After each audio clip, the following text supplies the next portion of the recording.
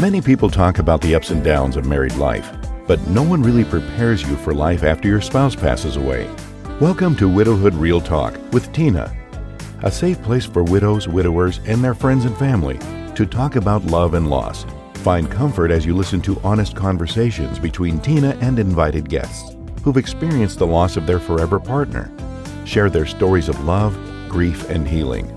You are not alone in this journey. Join today's episode and discover a wealth of resources and learn how to connect with others who are traveling the same path. This is Widowhood Real Talk with Tina. Yolanda, good morning. Good morning, Tina. And for you guys, whenever you're joining us, Yolanda is up here early on a Saturday morning wanting to intentionally have this conversation. Normally I say welcome to the widowhood, but I don't know right now. So I'm just going to say we're here. And I want to say thank you. Thank you for wanting to have this conversation. This is something people kind of not want to do, but I feel like for you, it's part of your healing. It's part of your coming to terms to not let it swallow you up. But that's my perspective. Why are you wanting to have this conversation? When I first became a widow, which was less than 6 months ago now, and I started to look for support, I couldn't find anyone who looked like me. This idea in my head of what a widow was, and that picture, when I close my eyes and hear that word, is an 80-year-old woman or someone who has lived their entire life with their spouse and has grandchildren and fulfilled this dream that I had, and that got ripped away from me. And so as I was looking out on the internet for support groups and things, I wasn't finding anyone who faced the same struggles that I did, or at least someone who was vocal about it. And so I chose to live this journey out loud and ask questions and see if there were other people who could relate or give me advice. And in turn, that ended up finding you and a ton of other people on social media. And it's just been a really cool experience to know, A, that I'm not alone, and B, I'm now helping people that that wasn't my intention. I was like, help me in the beginning. And now like we all help each other. And it's just been a really cool community to form. I actually met someone in person that lives local to me last week that I met on TikTok. Liz Cannon. You're Liz Cannon? Yes. Yeah. Well, this week. So it's just, I never imagined that it would turn into, this. And I'm glad that I stopped being afraid and I just put myself out there and started talking. Oh my gosh, you said so much, Yolanda. So one, Liz is a board member of Widowhood Real Talk with Tina. She is one of our board members. Okay. I didn't know that. The idea, I want to circle back. Yes. You said you didn't see someone that looked like you. How much did that impact you feeling like you were a widow and not seeing someone that represented you? In a big way. Like it made me feel alone. This will make me cry. You mentioned about not seeing someone that represented you. How impactful was that to your journey or your grief? Such a loaded question. So I felt very alone. Hopeless there. It's okay. Jeez. We just started and I'm already crying, Tina. I was prepared to cry too. And I don't cry a lot unless it's my conversation. I was like, I'm here for it today. It is what it is. A lot of times, like I look for other people and those who have gone before me so I can follow in their footsteps. And I just didn't see that. And I didn't see anyone who had gone before me who was 39, had plans and dreams for the rest of my life with him. And we'll get into this, I'm sure, but I didn't just lose him. I also lost my 3 stepdaughters. So it was a lot at once. They're still living, but unfortunately the relationship has been severed and it's hard. Thank you for sharing that. So I'm going to say this for you. You lost your husband by him taking his own life. And so someone has taken their life, young, hopeful, and now alone and feeling like no one can relate to you.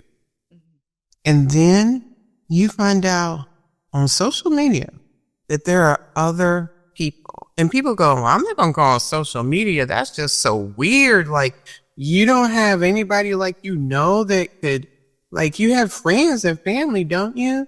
But I'm going to say this. Our friends and family love us, but they oftentimes do not have the mental capacity, knowledge, or emotional bandwidth to know how to show up for us.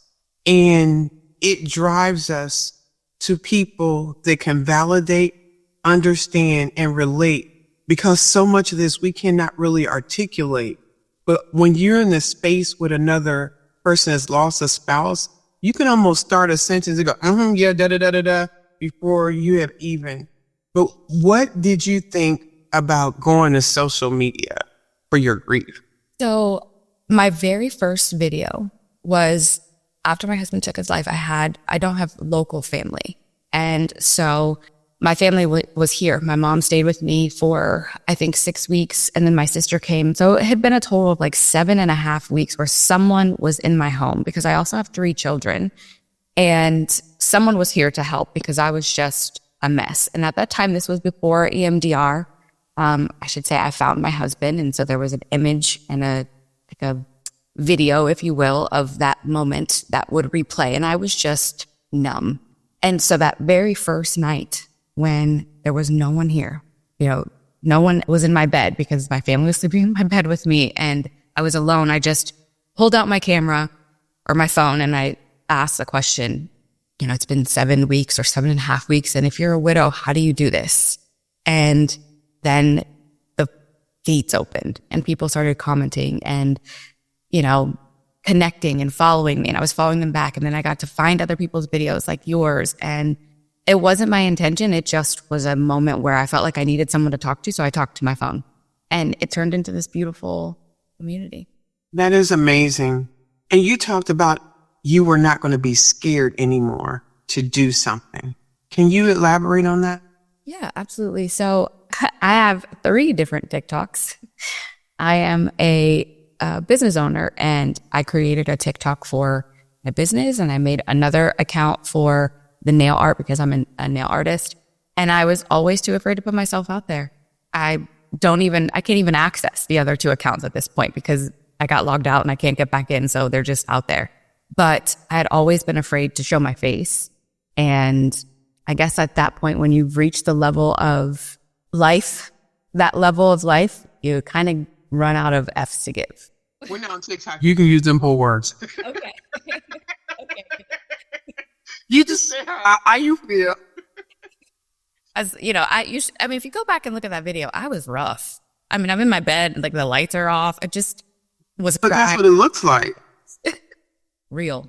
And you mentioned about being numb, and you mentioned about being raw and life being at that level.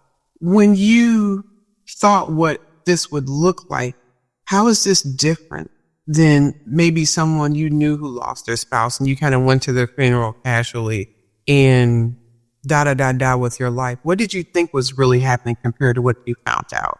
But I don't even know. Honestly, I don't even know. I didn't have any answers. And I think that was the hard part, is I didn't know what was next from day to day, from moment to moment. And I obviously, so my grandfather passed away. This was the only example that I know of someone who has a husband. And my grandfather passed away a year and 1 day before my husband. And so obviously I saw my grandmother in this grieving state. But again, if you go back to that mental image I had in my mind, it was someone that was like my grandmother. And I just felt like I got robbed. And feeling like you got robbed makes sense. We know that we're all going to leave this world at some point in time, but there's never enough time. And we're never like, that's when it happened. I thought we would do all these other things. You mentioned EMDR. Can you explain what that is and how that's been a part of your journey? Sure. So before I can explain that, I want to explain how I found my husband. Okay. I received a message from him that was not like him. And can we say your husband's name? Is that do you? Absolutely. His name is Timothy. Tim. Timothy. And what did you call? What do you call him? I called him Tim. Okay. Him. So he was getting off work that day, and I got a text that just said off work. And every single day he would text me and say, on my way home, baby. I always knew that was like he was on his way home. And I was at the table with my kids doing homework with them. And I came in my room and I got another text message that was the Whitney Houston, I Will Always Love You song.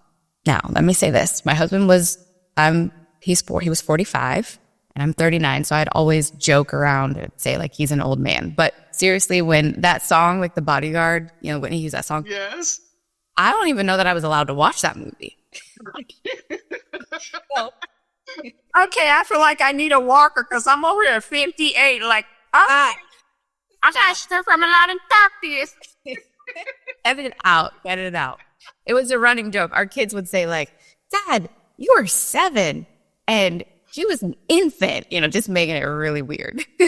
So it was a running joke all the time. Anyway, I get this song, and obviously if you have air in your lungs, you probably know the hook, but you may not know the verses. And so I hit play on the song, and the very first verse was saying like, letting you go, essentially. I'm, what the fuck is happening? What is he talking about?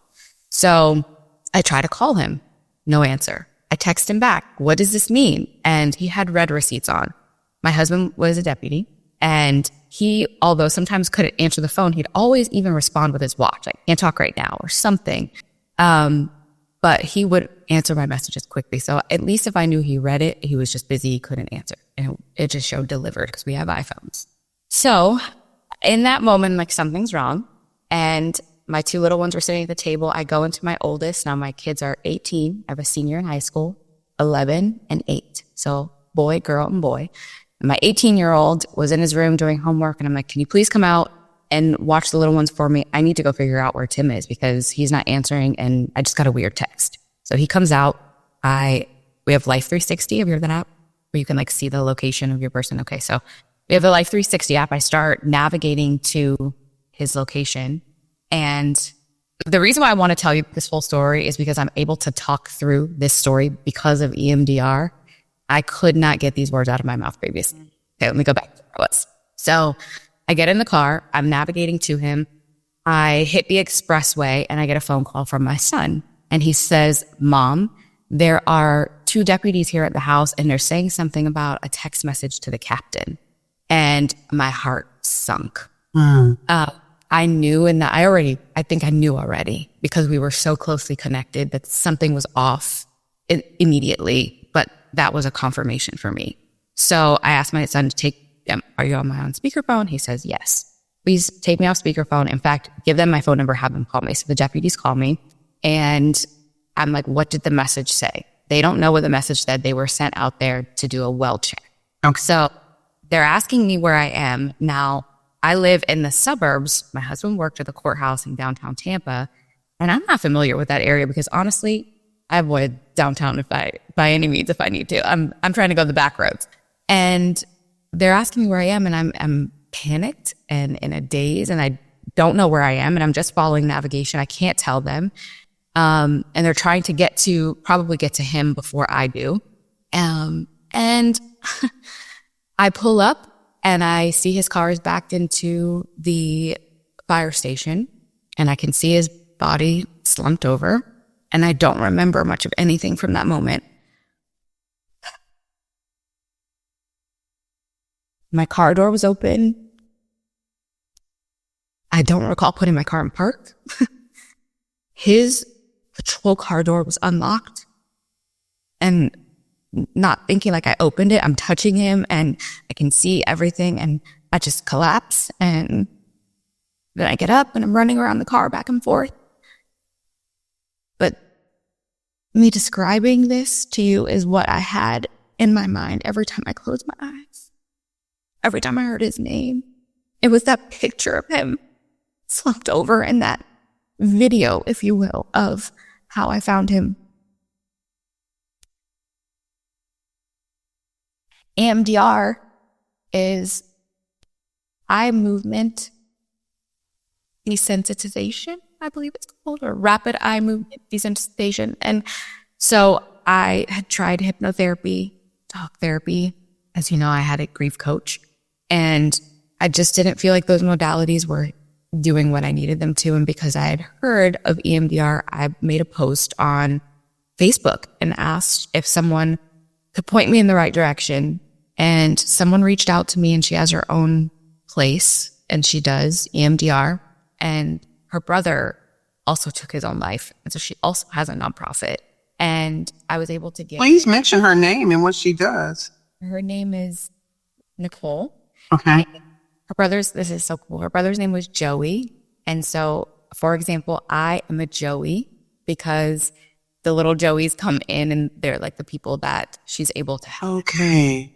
And we will make sure that we have her information in the show notes and to recommend her to other people. And I'll reach out to see if she'd like to be on the podcast and share what she does. That would be, she's literally an incredible human. And I'm drawing a blank right now because that's what grief does to your brain on what the name of her actual nonprofit is, but I will be sure to get that to you. Okay, great.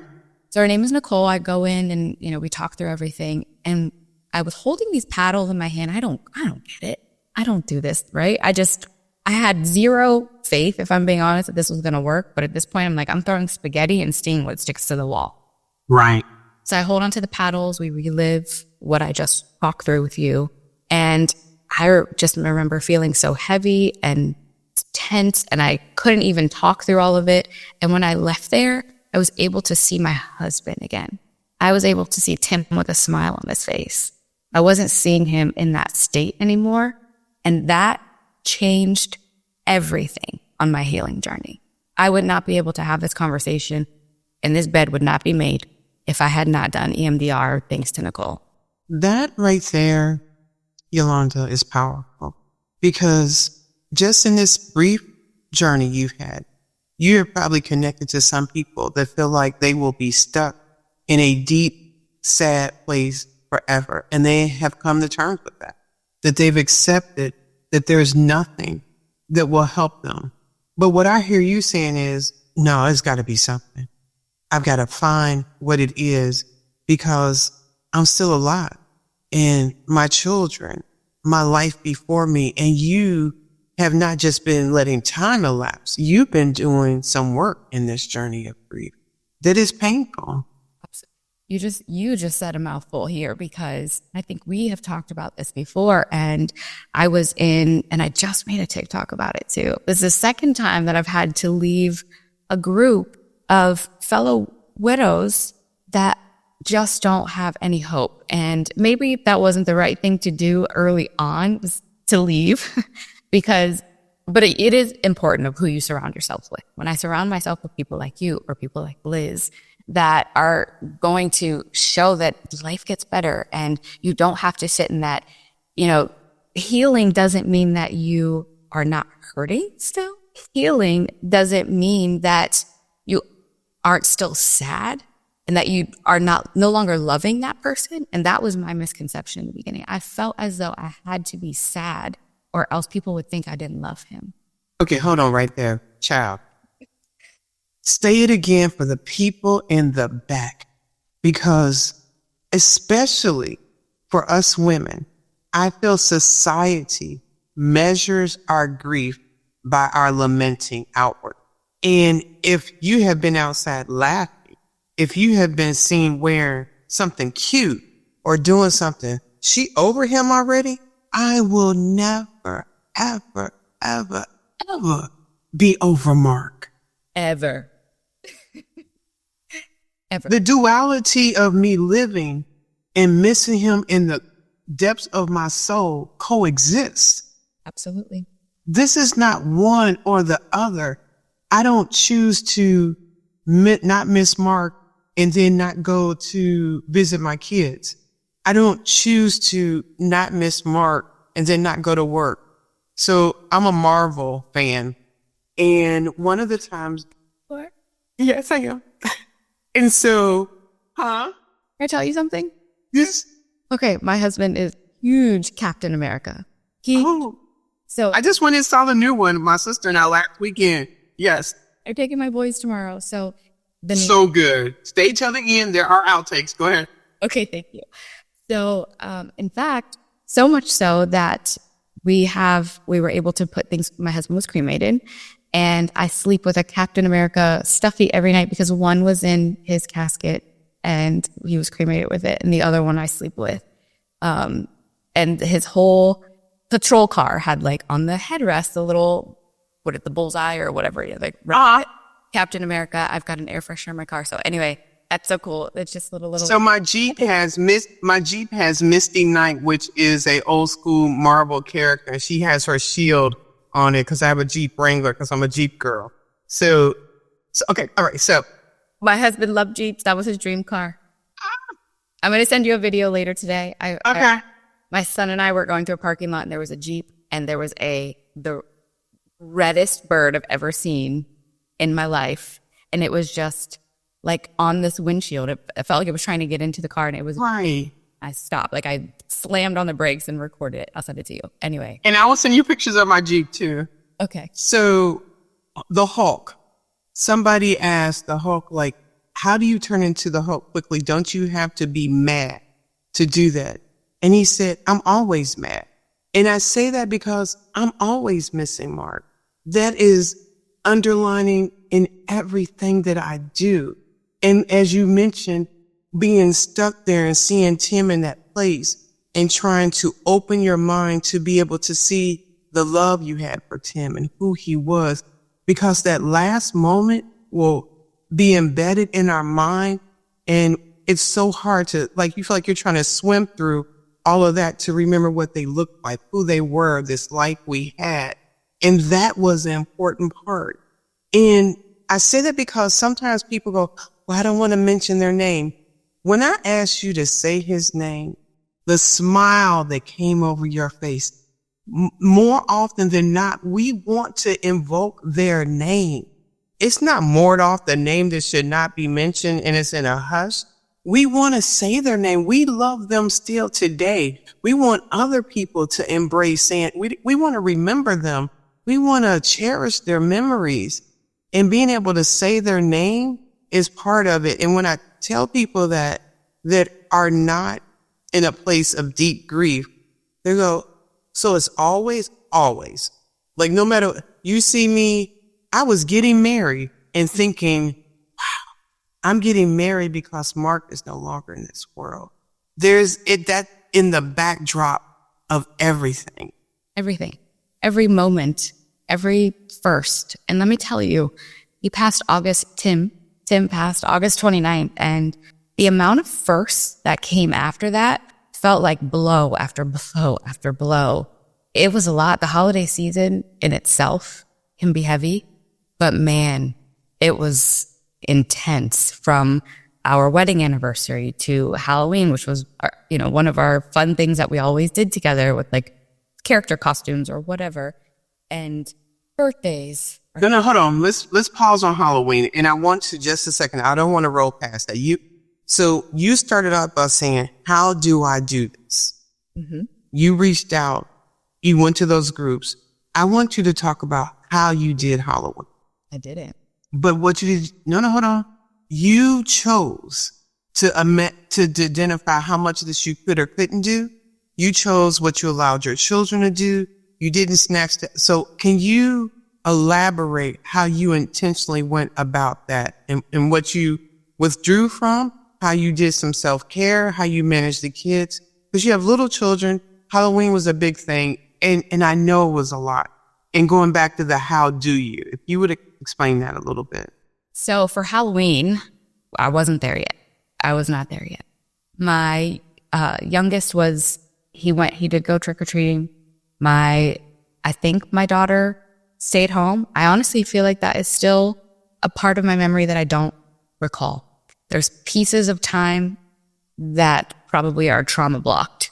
And I want to say that Halloween is one of those. I do remember my friends, because they knew how important it was, showing up with boo baskets for my kids and bringing little crafts. Shout out to my friend Sarah, who brought cool little things for us to paint and Halloween decorations, because I didn't have it in me. So it was one of the first years that we didn't carve pumpkins. So we managed to get by. It wasn't easy. And then as I started to do more of the work, Thanksgiving, I chose to host. That was our favorite holiday. And that also, me choosing to host here required me to say no to what people expected from me, to going to other family members' homes because that's what they're used to, and putting up boundaries because let me tell you, you talked earlier about how sometimes family doesn't know or friends don't know what to say or do or how to support, and they think that you're just going to be sad if you're at home by yourself. And while that may be true, it was still what was best for me. And for the first time, I think in my whole life, I stood firmly on that. And it was intimate. My mom came. She cooked everything. My dad came. I had my best friends here with their families and even my best friend's sister. And we had the best time. That was, in fact, I think that was the first post I made on my TikTok where it was just a slide of photos and I had a smile on my face. Wow. And Halloween, thank you for sharing that. Halloween is like the kickoff. Even if you don't celebrate Halloween, it's when people in the U.S., we're starting to get busy because Halloween comes in. Right after that is Thanksgiving, then Christmas, then New Year's. This hustle and bustle is in the air. People are doing things and their absence is so loud. I have to tell you something. Tim's funeral was on Friday. And my sister got married on Sunday. You want to talk about accidents? So my son walked me down the aisle. And I got to my seat. And there was a tag on the seat with this photo of my sister, myself, and my husband. And it just had like, in memory of him. Man, that was hard. That was the start of first 2 days after his funeral. Thank you so much for sharing that, Yolanda. And as you talk about first, I want to speak to and disclaim some thoughts. Just because you make it through the whole first year, you got to do that again and again and again. The first kind of rips the Band-Aid off. Yeah. And you kind of go, okay, I may need to have a plan for when that happens again. Or I need to figure out how I'm going to navigate that, because sometimes it becomes more intense because that first year, as you mentioned, there's such a mental brain fog. We're sort of like in the life we're living, but not capturing everything and remembering. And then the further along we go in this journey, if we're doing the work, our brain becomes back to reality. It's functioning at the level in which we did before our loved one, because the trauma of their death has impacted our brain in a way that people do not see. They don't understand that my prefrontal cortex and my amygdala, and I'm in fight and flight mode, and it's cloudy, and I look fine, but I really don't remember what I did an hour ago. And that is going on. And that was the most challenging part for me, being a high functioning individual, to be like, I can't make the most basic decision, and needing to understand that first year is like, I think I took some notes. I know I was there. I look back at my journal, but I don't consciously remember all of that. It is draining. When you hear someone say grief is tiring or draining, what comes to mind for you? My face. Grief is, you mentioned the word cloudy. I quite literally, it was like, do you know when you get a new mirror and there's that film over it and you have to take it off? That is what I felt like. Everything I saw had this film over it. And it was just about 3 weeks ago, maybe a month ago now, that the film was removed. And now I quite literally can see more clearly. I'm remembering things in a different way. But that tiring, that exhaustion, not being able to make basic decisions, absolutely. Absolutely. I'm so thankful for the people who came and brought food, because my kids would have been eating ramen noodles or cereal for the past 6 months otherwise. Just those little things help so much because and also remembering someone asked me what I did for, I want to say it was like Christmas Eve. And we just talked about this. I mean, what did I do for Halloween? I don't remember. There are quite literally pieces of my life that I just don't remember. And I never thought that you said high functioning for yourself. I never thought that I would not be able to ever get out of bed or take a shower or stop crying. It's exhausting, mentally, physically, emotionally exhausting. And going back to your statement of how do I, that is how you do it because it is so exhausting. And you talked about having boundaries, needing to say, I can't do all the things I was doing before. I barely took a shower this week. The idea that you can stay in bed and people like get up and do something. It's not in me. And that's okay. You may not want to spend the next 3 years like that, but I think it's very well expected in the beginning of losing someone because we have all these things we have to do for their service. You had your husband's service and a sister's wedding within days of each other. For your family, the emotional roller coaster of trying to pivot and turn and do all of that is just, and to be in a place to think it's not, you think I'm just going to show up? The life is normal? You think I'm just going to keep it moving? If we don't pause and take care of ourselves, it will not be well. Yeah. And after I started talking openly on social media, I also learned that there are so many people, including myself, prior to going through this, that just don't know what to say. And so I made a video and I said, please don't do this. Please don't compare your loss to my loss or say that you understand because you've lost whomever it may be. Oh yeah, I tagged in on that. I remember that. Yeah. Like, please don't do that. And I also have learned since then just to give people so much grace. And in the same breath, I think that was helpful for others to learn from someone because most people are not bold enough to say, don't compare. Most people are like, oh, thank you. I'm fine. Yes. You asked me if I quit. I'm okay. No, the hell I'm not okay. I am not okay. I'm a big ass mess and I don't know when I'm going to be okay. And I know you don't know what to say to me. So just don't say anything. But most people don't know how to say that. Instead, they'll take those feelings that someone has said and it just makes the grief worse. It just makes the situation worse because then you realize, damn, they really can't relate to me. I really don't have anybody. I really don't know who is going through what I'm going through, who has been here and is going to find the right words. And so when I started to make those videos, it was also to help people like my own family or my own friends know how to deal with me. I love that. And I want to go back to your friends showing up Halloween and bringing the gifts and bringing the things for the children.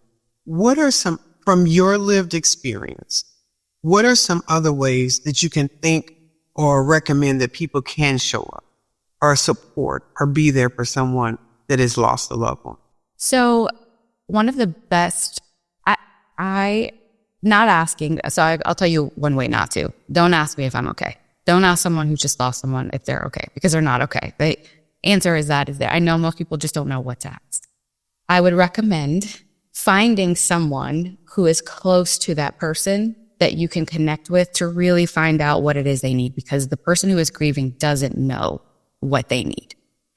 And so my mother and my sister were able to kind of take that over for me. And the things that I've found most helpful were meals, but not every day. Spread them out, because then you end up with this influx of food in the beginning. And when everyone leaves, you're eating ramen noodles again because no one's there. So saying, can I bring you something in a month? Can I help you a month from now, 2 months from now? Because in the beginning, everyone is there, but it's the people who show up later on, who still check in on you when the dust has settled. Those are the ones who make an impact that A, you're going to remember, and B, they show up when you're very likely have run out of the other resources. So that's what I have found most helpful. And it's not that I wasn't grateful for everyone in the beginning and the influx of love and support. Absolutely. Like, I'm so thankful, because the love that I was wrapped in is just, man, I'm blessed. my kids and I are blessed, because I know that there are many people who don't have that level of support and community.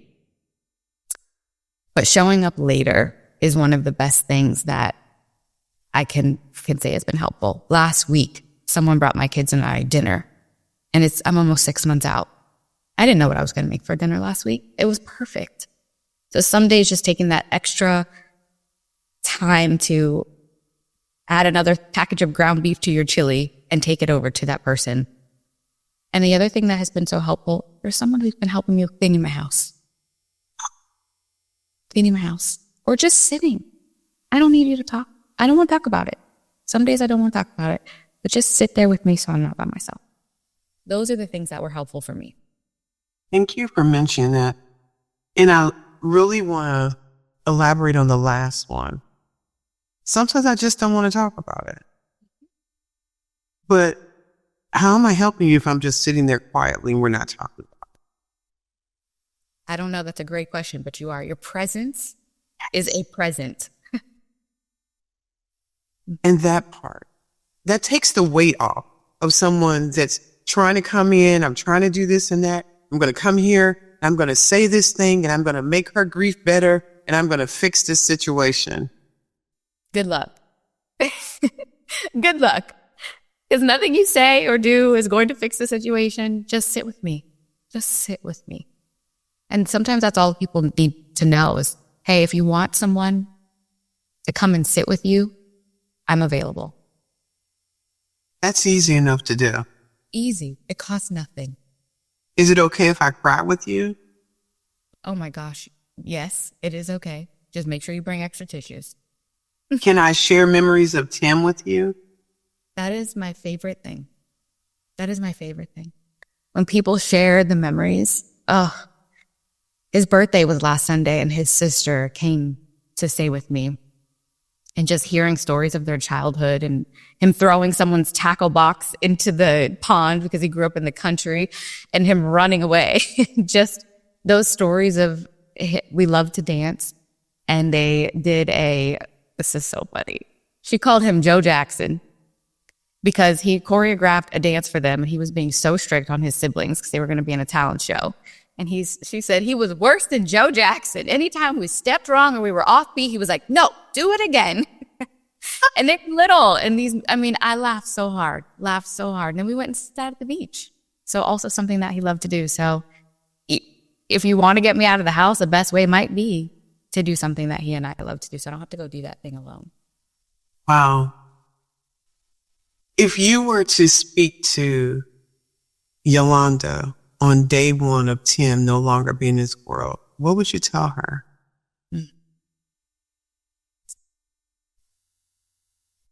He's still with you.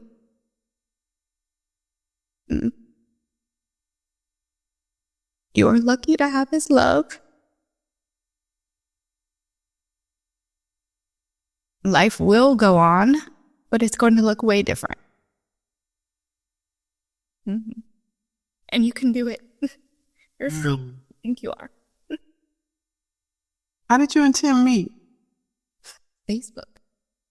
Oh, he slid into your DMs or how'd that work? Let me tell you. We really want to know the story. It's kind of funny. Oh, yeah, we here for this called Real Talk. Look, I'm trying to make sure I do tell. So it's funny because, all right, I've been married before. My ex-husband was a deputy as well. Is they on the same deputy, like know each other or? They knew of each other. I think they had met before, but they weren't like friends or anything like that. Well, I guess I showed up in like people you may know or something like that. So he sends me a friend request. And this is when Facebook had like your top 9 photos in this little grid. And his top 9 photos were him. He had done some security details. So it was him with Trump and one with Obama, another one with, I don't know, some like famous person. And I'm looking on my phone, look at this guy photoshopping himself in with people, you know? And I mean, if he is listening right now, he's probably cracking up because I've told this story over and over again.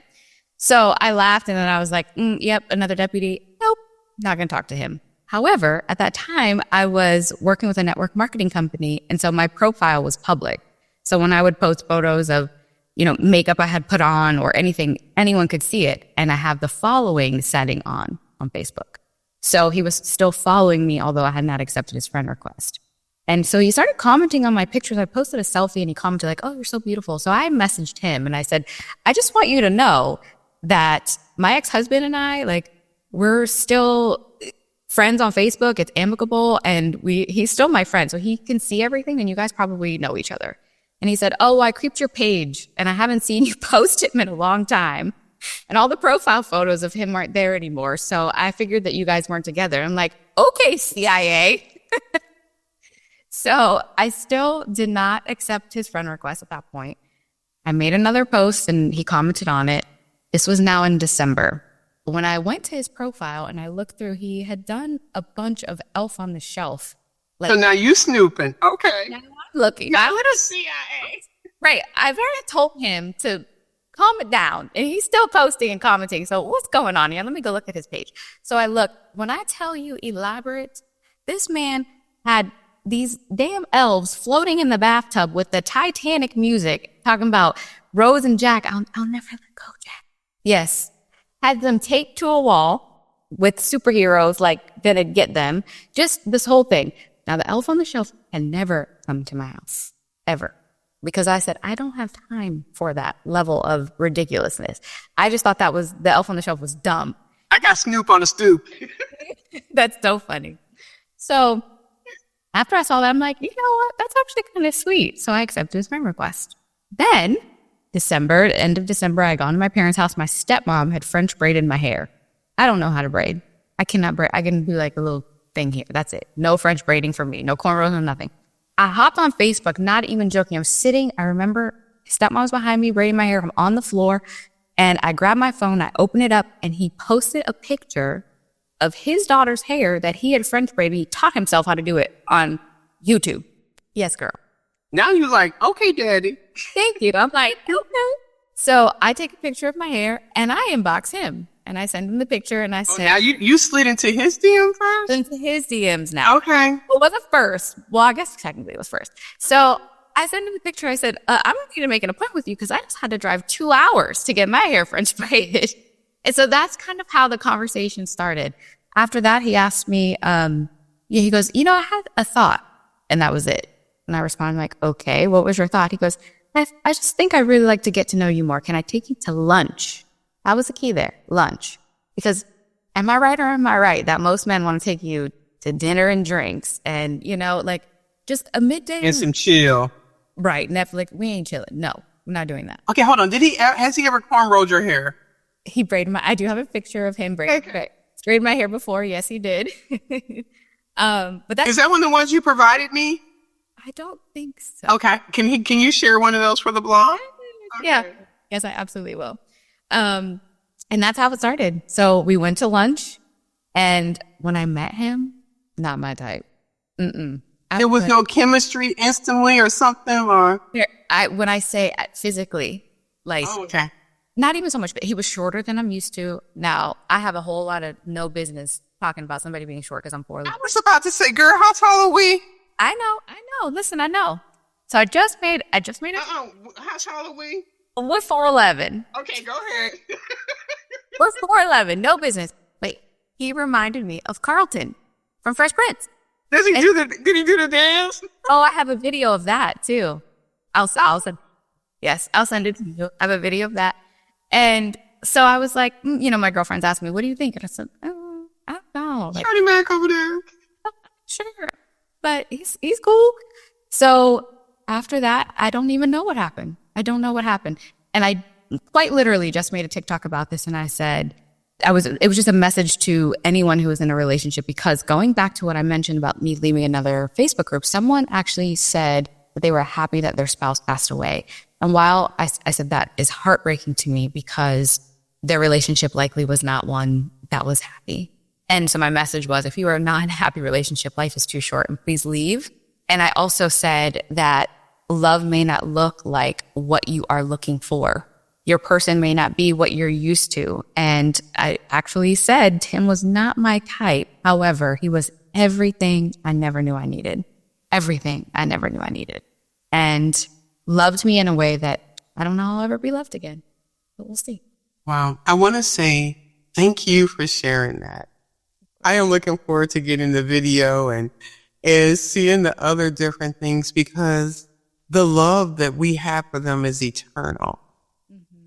It goes on. I want to ask some more about your story, but I want to pause and speak to our widow sisters and widower brothers who were not in a good place in their marriage. And I am so sorry, because that provides another layer of your grief. And I'm actually happy for the person that was able to articulate that they were happy that their spouse was no longer here, because it must have been horrendous. Yes. It must have been a horrible situation. And that is very difficult for people in that situation to grieve, because it doesn't look like what society would say grief is supposed to look like. We're supposed to not speak ill of the dead. We're supposed to pretend that everything was perfect and it was wonderful. But the truth is the reality that they live, and they get to grieve and be unburdened. They get to no longer have to live this facade or deal with that pain. They get to speak how they feel. They no longer, but at the same time, they may deal with the grief of unfulfilled expectations, that the relationship never got better, that they were never able to have what they hoped for, because no one, when they take their vows and saying, till death do us part, and I'll cherish you and I'll do all these things, is hoping for it to be miserable. Right. No one wants that. But sometimes we get dealt that. And the only release, they didn't have to go through a divorce. They didn't have to go through this messy struggle and with the children and all other things. So the passing, the death of a loved one could have been by natural causes, and the only thing that set them free. And for people that are listening to this conversation, we see you. Yeah.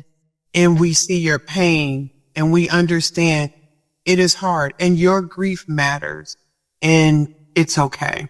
That's such a good perspective. And honestly, I feel like I need to go and make another video and just say that they are seen and heard, because it was more triggering for me. That was me being selfish, right? When I saw that post, because I'm like, can't. No, child, you 6 months into your grief. It is all about you, and it's okay. This is your journey. There's nothing wrong with that. I'm sitting in a different perspective. I'm sitting in a perspective where I'm coaching people who are grieving, where I'm talking to hundreds of people and connecting. That is a perspective 8 years into a very difficult journey in supporting a community. Right. How could you have that perspective? Right. Don't give yourself a hard time. You can make the video, but I'm just saying, but don't give yourself grief about that, because it's not something you've experienced to know. Yeah.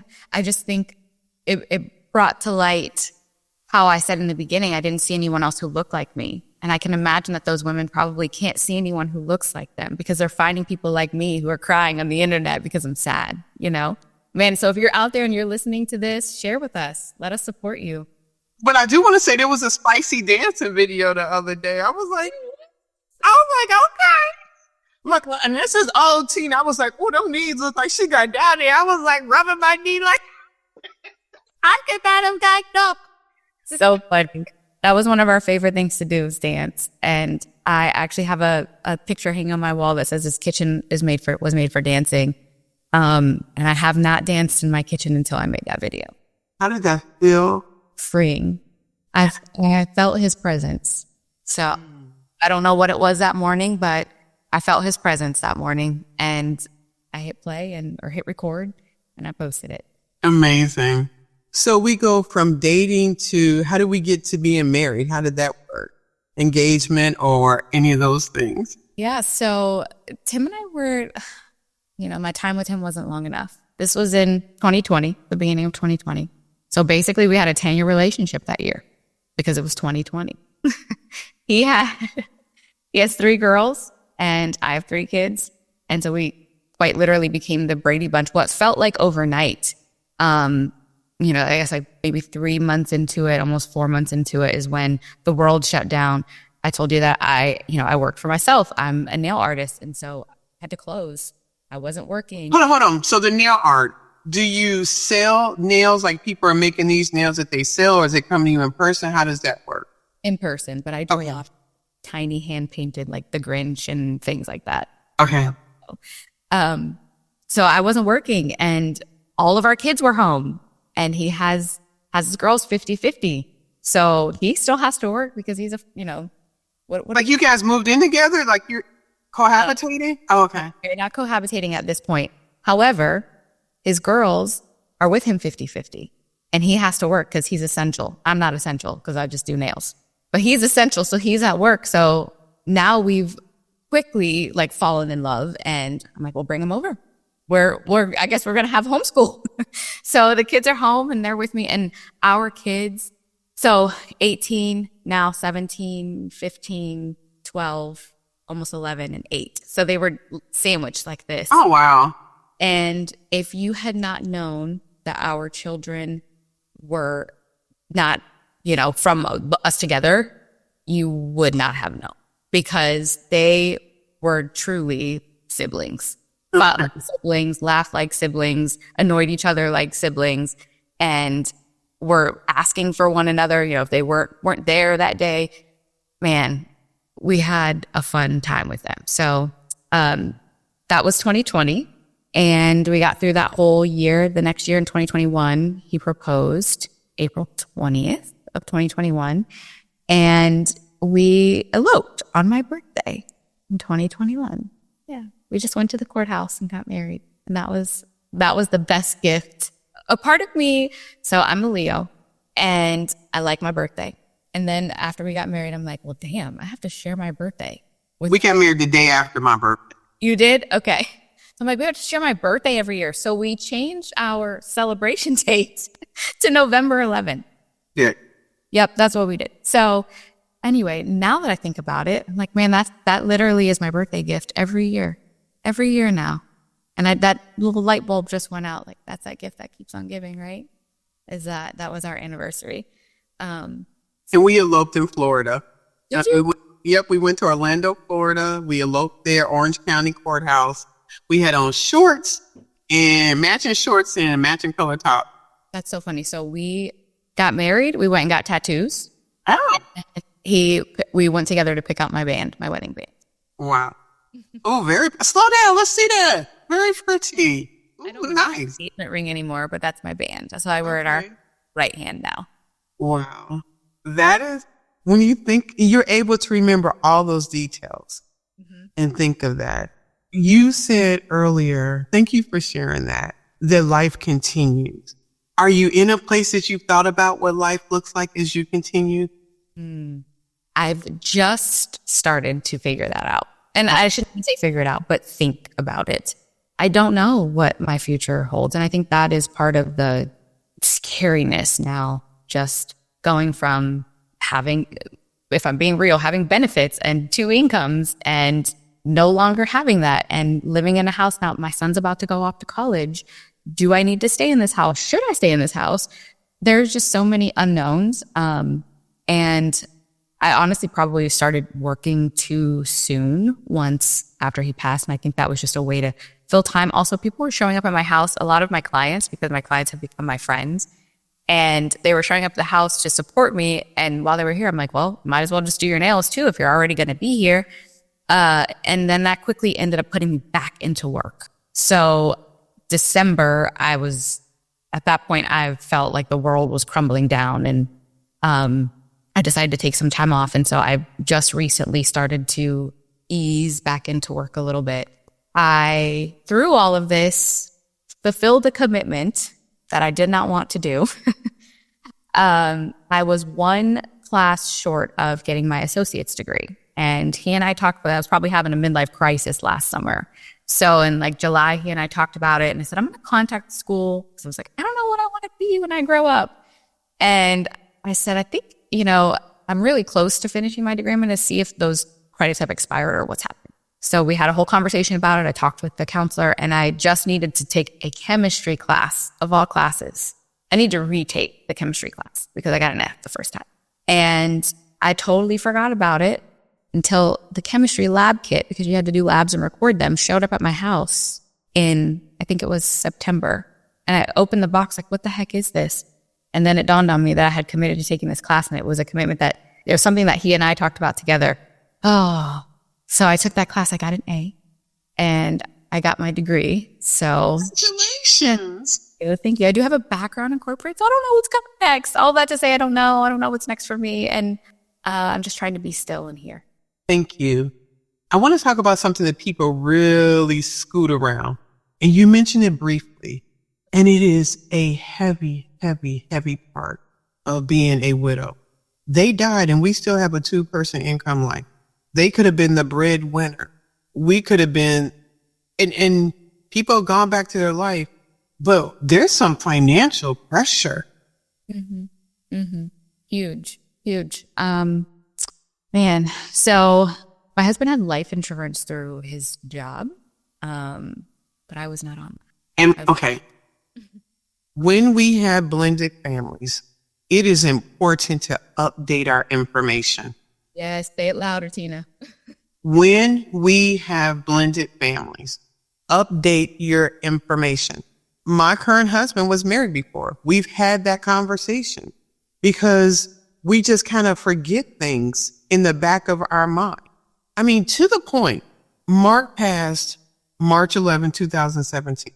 I remarried February 2022. I was updating my health insurance and they said, ma'am, your husband's already on here.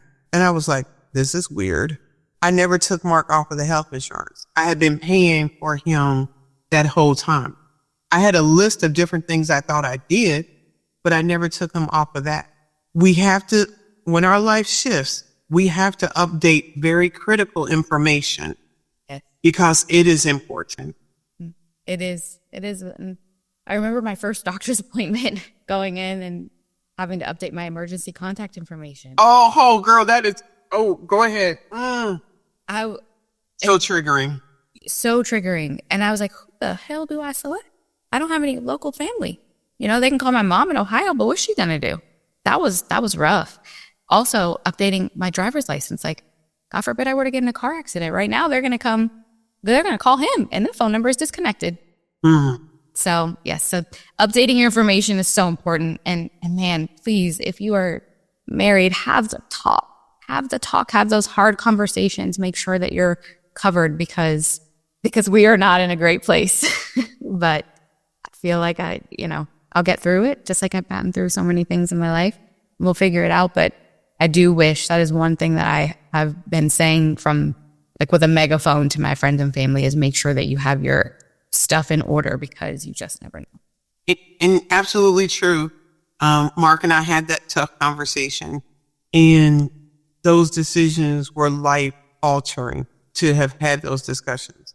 And it may be costly, and people go, well, I don't want to spend money for that. If you know anything else in life, you know you're going to leave this world. Yes. When you don't know the time or day, but 50-50 chance if you're a couple, one of you are going to have to survive without the other. Unless it's something that happens in duality. Yeah. And it's good adulting. Mm-hmm. It's responsible. Yes. It's responsible. As far as being responsible and having young children, how do you manage their grief and your grief? It's one of those things where, in the airplane, they say like you put on your mask first. So if I'm not okay, they definitely are. I can't support them. And so in the beginning, I made sure that they were in therapy and they were getting everything that they needed. And I was still, when they would go to school, laying in the bed all day long. And then once I did the EMDR and started working with a grief coach and coming out of that, I realized that it is one of those, put on your mask first, because if you are not okay, your kids are watching you.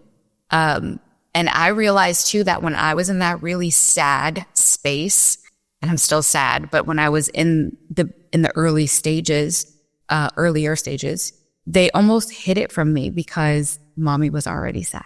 And my youngest, and my younger two are just now, I think the shock has worn off for them a little bit more. And I don't know if it's the shock has worn off or maybe they just see that I can handle it more, but they have been talking more about their feelings, and even with their therapists have been opening up, because in the beginning, I remember my youngest, the therapist saying, he's resilient. He's fine. And within the past 3 or 4 weeks, he's not fine. He's not fine. And so I don't know if it was the busyness of the holidays and the busyness of everything that came right after Tim's passing, or if it is that things have calmed down now, and now that it's been almost 6 months, like, reality has set in. But once I started to take better care of myself, I was able to take better care of them and ask questions that I wasn't ready for previously. That's been my experience with it. I also realized that as the mom, as the wife, as the widow, I needed a lot of time, but society and even me in the beginning expected my kids to just go back to school. They couldn't take this extended time off. So I started having conversations with the counselors at the school, with people at the school, with their teachers, and saying, they may be late. They may leave early. They may text me. They may need to go to the office. They need the same grace that we give ourselves. Yes, kids are resilient, but they're sometimes can be suffering in silence. And in fact, we had my daughter, she struggled quite a bit in December, which was when I made that decision to take some time off, because I realized that she needed more support than she had been given. And that meant for her, no homework. All of her teachers agreed she had no homework, as long as they went off of the testing scores, because it was too much pressure when she came home. That is amazing. The analogy of putting on the mask and realizing children are people and they are suffering too. That awesome parenting, Yolanda. Awesome parenting. If you were to create, so you've dumped 2 groups already. What type of group would you want to create for the people that have experienced what you've gone through? What would that look like? Such a good question. Okay. I think I have to think about that. I don't know that I have the answer. Okay. Well, when you're ready, let me know. I want to try to help you do that. I will. Thank you. I will. You're welcome. I've asked a lot of questions, and I know neither of us knew what we were really going to talk about until we started this. Is there something you wanted to cover that we didn't talk about that comes to mind for you? Oh, just that.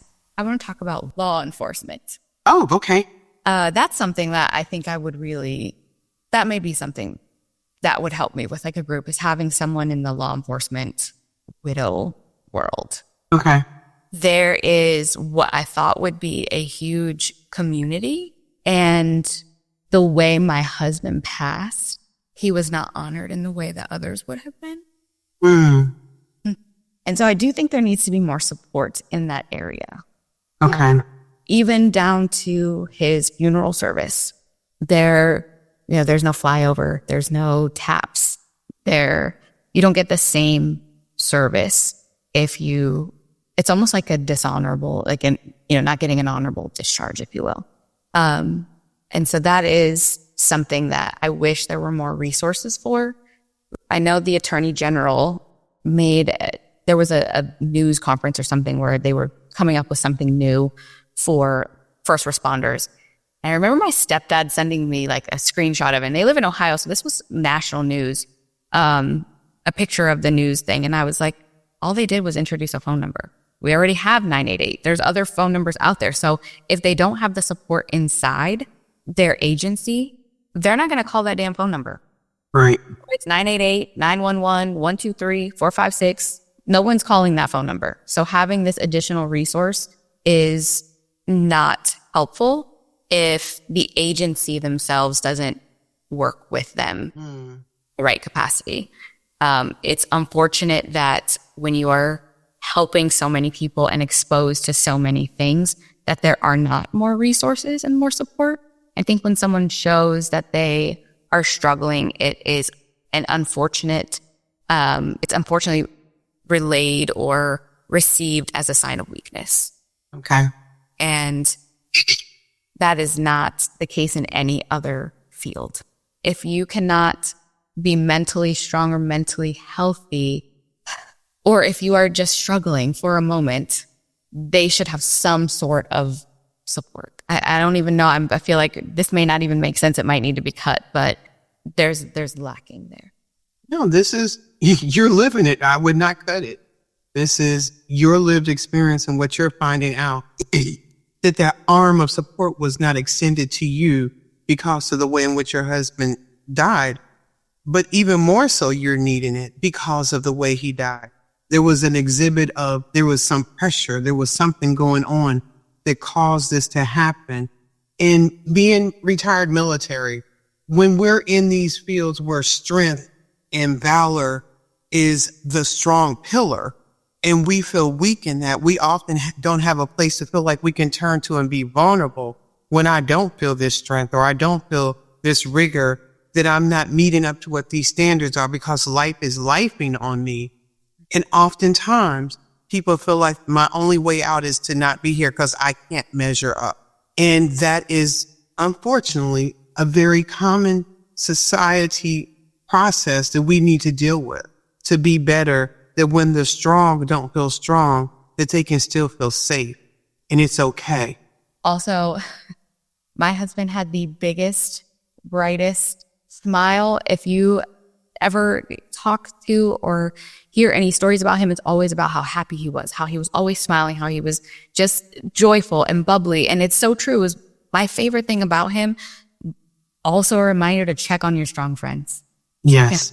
Check in on them, because sometimes people are going through a battle that you know nothing about. And honestly, I still am just in shock that we are here having this conversation. Even as his wife, there were things that we were facing, not he and I, but we were facing together, that he was dealing with. And it was a normal morning. I never imagined that day would turn into what is now my life. Yolanda, I am so grateful for you being willing to have this conversation. And just like everything else you're doing, to share your journey, to help you, but also to help other people to know that there's someone that looks like them, that looks like you, and they're not alone. Thank you for having me. I'm so glad we connected. I'm just so grateful for you and everyone that I've met. It's been a big part of my healing journey. You're welcome. I have asked you a lot of questions. Any questions of me that come to mind? Yeah. If you had one piece of advice for me, what would it be? Keep doing what you're doing. I love that. Keep doing what you're doing. You are being intentional that this sucks like garbage. Yes. But that doesn't mean you're running from it. Mm-hmm. When you said, I tried different modalities, did you know the word modality before Tim died? I did. Okay. Therapy before, and that's, okay, good. In our family. Okay, good. Yes. But usually people are like, I don't know what I can do. You're saying, I'm trying to find what I can do. You are doing the work. This is hard. This is the hardest experience in my entire life. Yes. And even though we have community, there is a big part of this that we have to do as an individual. And I hear you leveraging everything possible. EMDR, you're hearing different people's journeys and stories. You're the mask on and off for your children. It just keep doing what you're doing. Thank you. And you will look back and go, wow, I just crawled through hot lava butt naked and made it out alive. Yes. I want to share something with you as a message to those who are also early on. When I started my grief coaching, there was a document I filled out that asked me to rate different emotions and on a scale of 1 to 10. And I filled this out initially back in October, and we just did a follow-up probably 2 or 3 weeks ago for me to redo that same thing. I do not remember answering those questions. There is quite literally, on that scale of 1 to 10, I was at like a 1 or a 2, maybe a 3. And now that scale has gone from 3 to 7 to 9 to 10, but also writing out, why do I feel that way? And one of them was about hope, whether or not I was hopeful. And I think my hope was at a 2. And I literally said, I don't feel hopeful because I cannot get out of bed. I cannot get out of bed. And so documenting that journey is so important, because some days, like the days where I feel like I'm regressing, I go back and I look at that. I'm like, oh, I'm not there though, but I'm not there. So I've made progress. And to watch that progress is something that honestly makes me proud, and it makes me want to keep going. Amazing. Yolanda, I'm going to allow you to close out this conversation with our listeners. And before you do that, I just want to say thank you for being here for those that have joined this conversation. I am sorry for your loved one that is no longer here that drove you here, but I'm glad that you found us. And email me at widowhoodrealtalk@gmail.com. We have a community of people that will be on this journey with you. We have a confidential grief support group on Facebook. We have a grief Discord, and we have tons of events when you go to our website at widowhoodrealtalkwithtina.org. And we are a nonprofit. So if you're looking to support or sponsor and connect with over 4 million views across 106 countries, please contact me. There's a way that you can be supported. Yolanda, please close out this conversation with your final comments. Thank you so much for having me. I'm so grateful that we've connected. And I want anyone listening to this to know that although their spouse may no longer be here, there's still so much life left to live. And if I had one piece of advice for anyone listening, it would be to live the life they no longer get to. Excellent. Thank you. Thank you for spending another episode with Widowhood Real Talk. If you found the contents of today helpful, share the episode to anyone you know who may need it. Subscribe to the show and tune into Widowhood Real Talk each week. Then visit widowhood-realtalkwithtina.org to join the community and access additional resources. Remember, you are not alone in this journey.